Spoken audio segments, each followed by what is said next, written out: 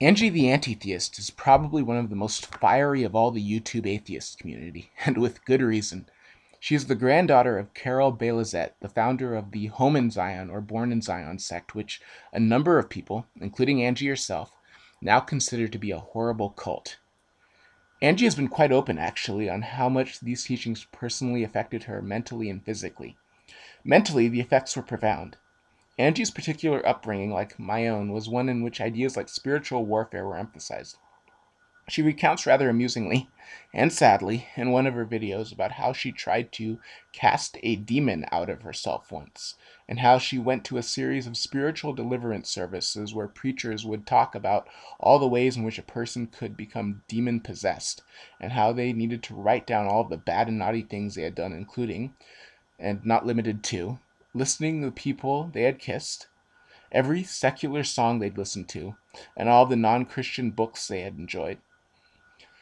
I don't think she'll mind me telling you this, but amusingly enough, she had told me once, and others, that somehow, some way, despite all the crazy anti-demonic hysteria that we young charismatics were exposed to in the 80s and the early 90s, that she was still allowed to hold, and I kid you not here, Dungeons and Dragons tournaments at her home.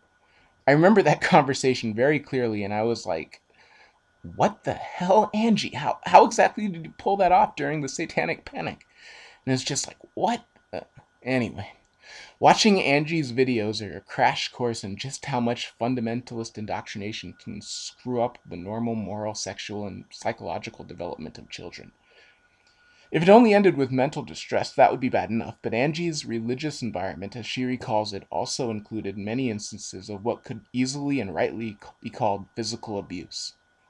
Her religious sect was influenced by the books of Michael and Debbie Pearl, who, as you may know, have been under scrutiny recently because of the contents of some of their books, which some people believe encourage parents to beat their children. Not only that, perhaps more insidiously, was the fact that the Zion sect was one that believed in faith healing to such an extent that Angie and others were the victims of severe medical neglect during their births, early childhood, and adolescence. Angie recently did an interview with the good folks at Godless Bitches, which is a podcast from the atheist community of Austin, who are the same people who put out the Atheist Experience show and the Nonprofits podcast. Listening to it is a real eye-opener, and quite insightful. I will link it for you. Angie is also trying to get a book published that documents her experiences called Birth and Death, Life of a Newborn Cult. If you are interested, feel free to give her support in an effort to get some publisher to pick her up.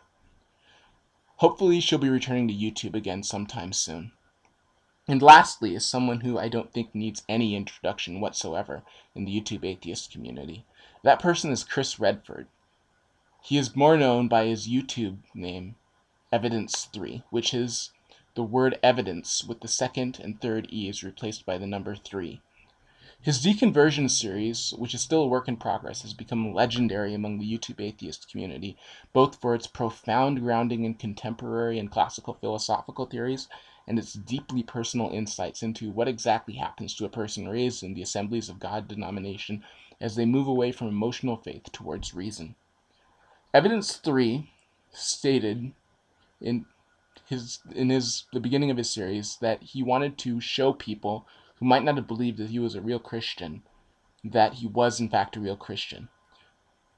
After seeing his earlier videos criticizing popular YouTube Christian apologist Venomfang I guess some people may have come to this conclusion that he was never a real Christian. Anyway, he started off with some very personal insights into life in the Assemblies of God Church, the experience of being filled with the Holy Spirit, and even some reflections on what it's like to be a freaking Royal Ranger, which that brings back such memories. I can tell you from personal experience that the Royal Rangers are like even less atheist-friendly Boy Scouts of America, if that is even possible.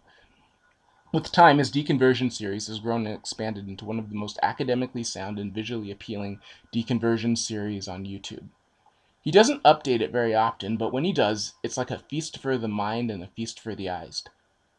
I'm particularly thankful for his making me aware of two people who I have come to greatly appreciate, Robert Green Ingersoll and John Shelby Spong. Most of you probably already subscribed to him, but if you are not, I will link you to his channel, as well as his blog and his website. They are all worth visiting. Well worth visiting. So, yeah. Next part's going to be the conclusion. I hope that you stay tuned.